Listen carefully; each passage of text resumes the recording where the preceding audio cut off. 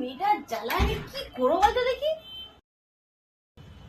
মা পাখাটা বন্ধ করলে কেন?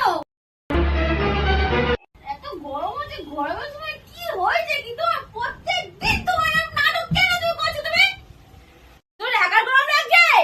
সারা ঘর কাজ করে এসেছি, আমার গরম লাগে না?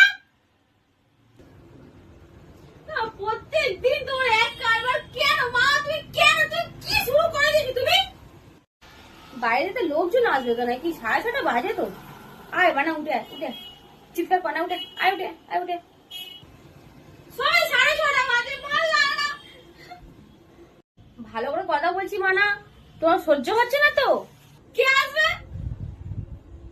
আবার? তোর যারা বাইরে কেউ আসবে না? মেরে ফেলো জানি।